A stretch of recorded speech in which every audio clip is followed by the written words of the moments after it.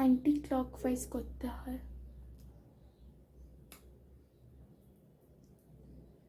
যেরকম ঘড়ি চলে সেই ডাইরেকশনে করতে হয়, তাই না? স্বস্তিক চিহ্ন আঁকার নিয়ম আছে, যা তা ভাবে দেখে আঁকলে হবে না, যেমনভাবে যেই দিকে হাত ঘোরানো হয়েছে সেইভাবেই ঠিক, যেরকম ঘড়ির কাঁটা চলে সেরকম সেইভাবেই আঁকতে হবে। এইটাই হচ্ছে আসল নিয়ম। বুঝেছো? আর একটা ভালো করে আঁকি। আমার অত হাতে হয় না, সিঁদুরটা গিলা আছে। বৃষ্টি, তুমি শিখেছ? একটু একটু জানি। একটু একটু তো পারো। দেখো, এই দিক থেকে টানতে হবে, আবার নিচের থেকে এই উপরে, হ্যাঁ, আবার এদিক থেকে এইখানে, বাইরে থেকে সবসময় ভেতরে টানবে, সবসময় ভেতরে টানবে। জয়েন্ট করে দেবে। এবার তারপরে যে এটা ভালো হয়েছে। এগুলোকে কি বলে? ধর্ম, অর্থ, কাম, মোক্ষ, সব নাম আছে, বুঝলে? সিঁদুরটা যেরকম ভাবে চলবে ভালো হবে, ঠিক আছে? আমার সিঁদুরটা গিলা হয়ে গেছিলো বলে ওইটা তো এরকম হয়েছিল বাবু। এমনি করে এইটা হচ্ছে কি আসল নিয়ম। পান পাতা একটু লাগিয়ে দিই আম পল্লবে, বাস।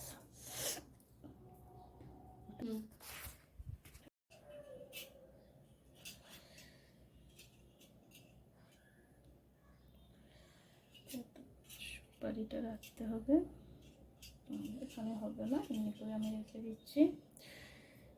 1 টাকা রাখলাম,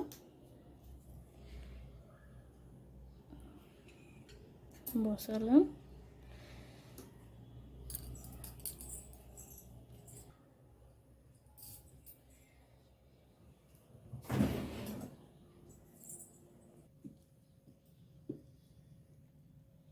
ঠিক আছে, আতপ চাল ঢালবো। আবার প্রতিবার তো আতপ খাইনি, দুর্বা আতপ চাল লাগবে।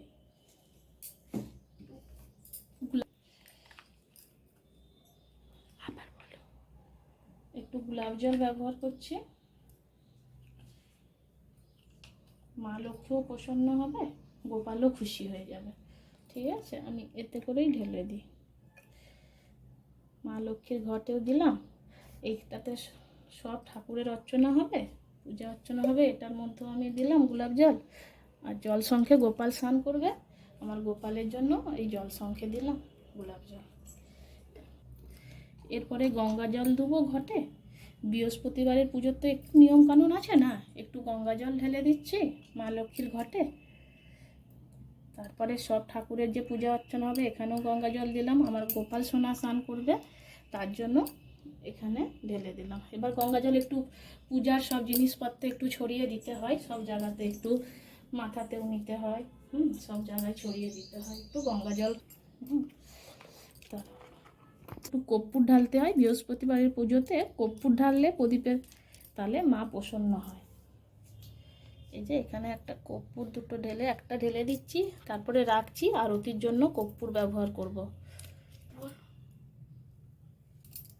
ধনার মধ্যেও কর্পূর দিতে হয়? হ্যাঁ, মা লক্ষ্মী প্রসন্ন হয়। আজকে বৃহস্পতিবারের পুজো, মা লক্ষ্মীর পুজো, সকল ভগবানের পুজো হয়, মা লক্ষ্মী আজকে বৃহস্পতিবার না, মা লক্ষ্মী যেভাবে প্রসন্ন হবে তার জন্যই চেষ্টা। ঘরটা বসাবার আগে না, মা লক্ষ্মী যে ঘট বসাবো তার আগে ধান দিতে হবে ভালো করে। মাটি দিয়েছি আগে, ওখানে তুলসী গাছের ওখান থেকে নিয়ে এসে এই যে মাটি একটু দিয়েছি, বেশি তো না, খালি নিয়ম মাপি মাটি দিয়েছি।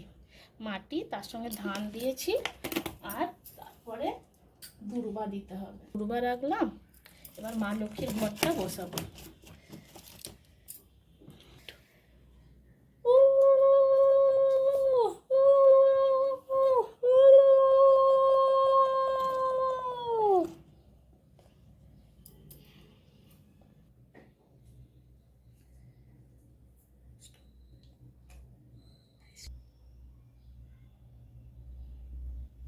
ওম নমো ভগবতে বাসুদেবায় নমঃ। ওম নমো ভগবতে।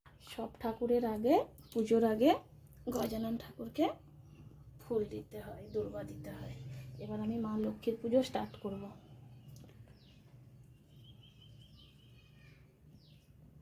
নারায়ণ নায় নমস্তুতে, নারায়ণ নায় নমস্তুতে, নারায়ণ নায় নমস্তুতে।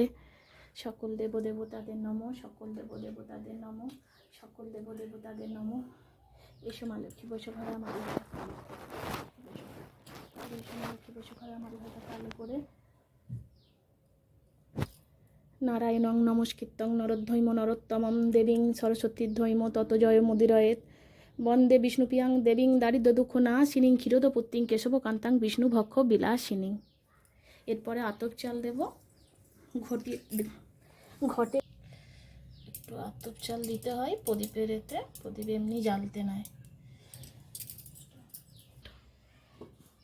আতপ চাল দিতে হয়।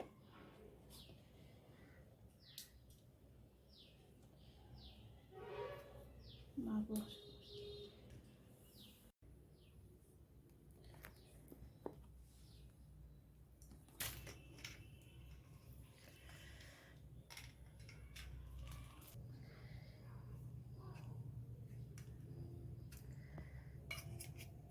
চলো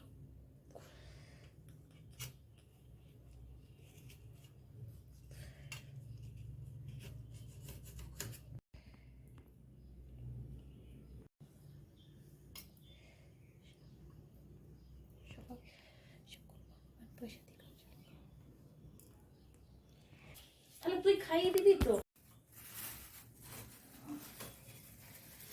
दामोदरं रामनारायणं जानकी।